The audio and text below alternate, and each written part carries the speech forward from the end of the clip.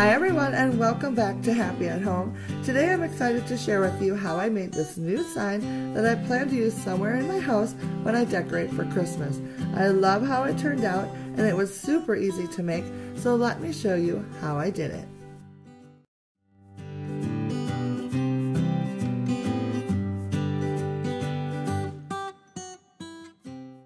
To get started on this project, I cut a 1/2 inch thick piece of plywood into a 20-inch square.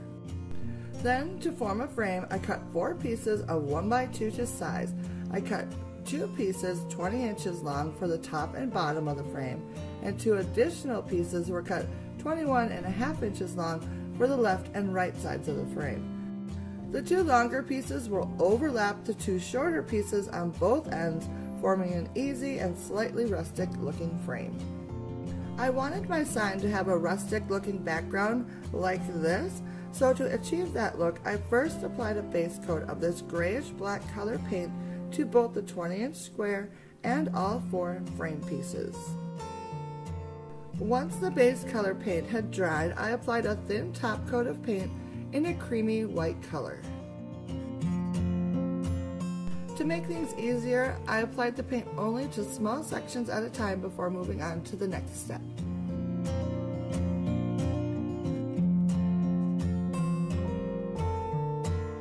Then, taking my paint scraper and having a piece of paper towel handy, I ran the paint scraper very lightly over the top coat, wiping the blade off between swipes across the paint.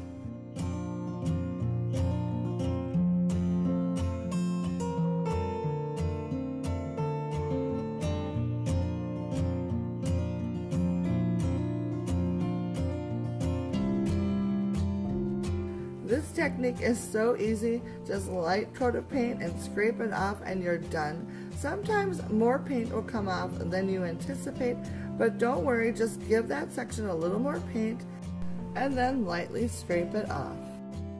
I continued this process of adding paint and scraping it off 2 times to achieve the look that I wanted.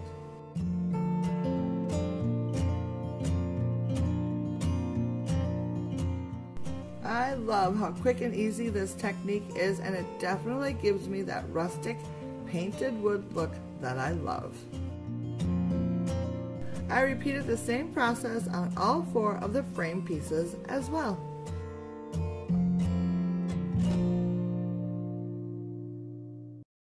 Once the top coat had had time to dry, I took a small piece of sandpaper and sanded along the edges of the square, concentrating mostly on the corners.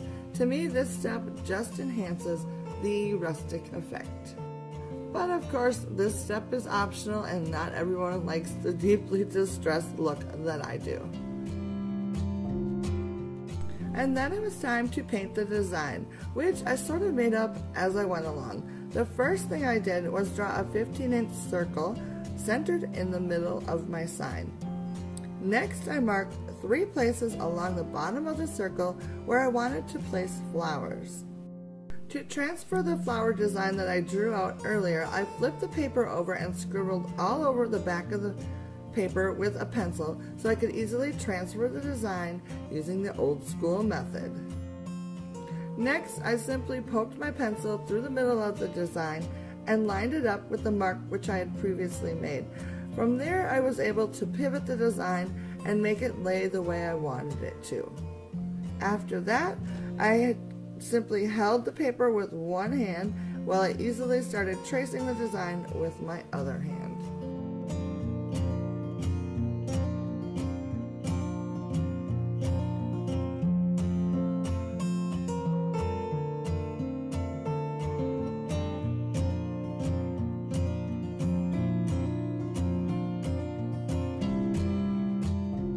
I made sure to stop tracing every now and then and check to make sure that the design was transferring well.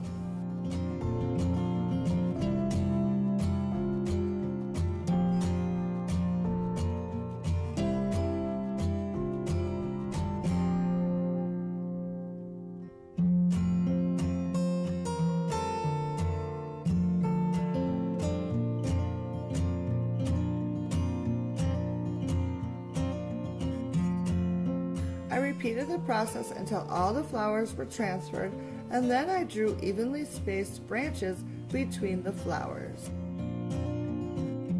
I finished up the design by drawing branches all the way around the circle.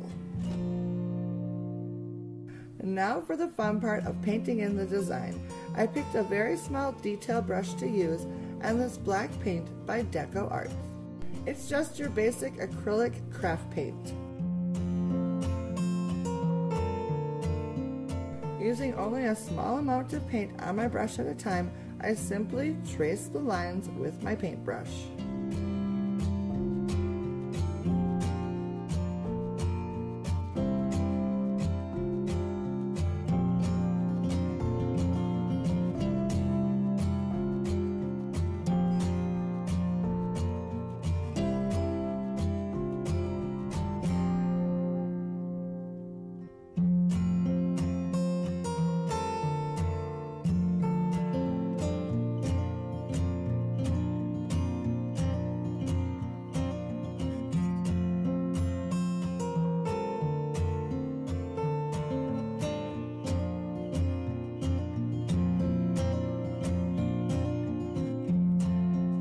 I finished all 3 flowers first, and then I moved on to filling in the branches. I used small short lines to mimic some sort of greenery, and I think it turned out okay.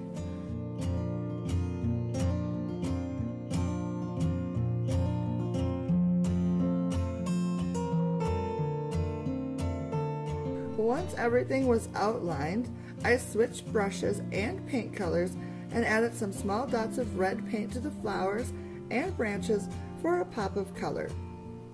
When I was finished, it looked like this.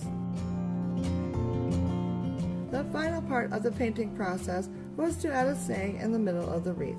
I picked out a saying I liked off my computer, printed it out, and transferred it using the same method as before. I then switched back to the black paint and filled in the words.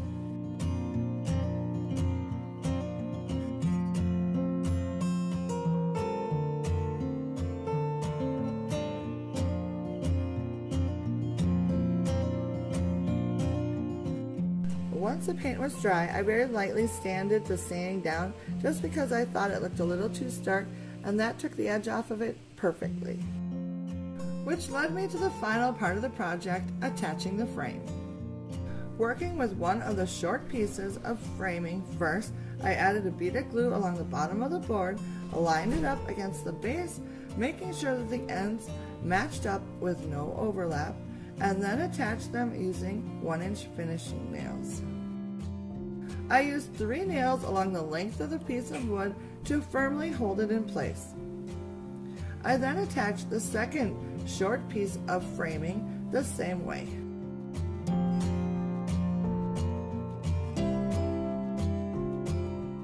And finally, I attached the 2 long pieces of the framing the same way to complete the frame. Once I had it all together, I realized I never painted the outside of the frame. Not sure how that happened, but I quickly fixed the problem, and the finished sign looks like this. I couldn't be more happy with the way this project turned out, and I cannot wait to add this into the mix of my holiday decor. Its simplicity fits perfectly with the style of decorating I enjoy in my home. I sure hope you enjoyed today's video, and if you did, hit that thumbs up button so I know to do more videos like this in the future. And if you're new to my channel, consider becoming a subscriber. Thanks again for stopping by today, and I will see you again soon in my next video. Bye now.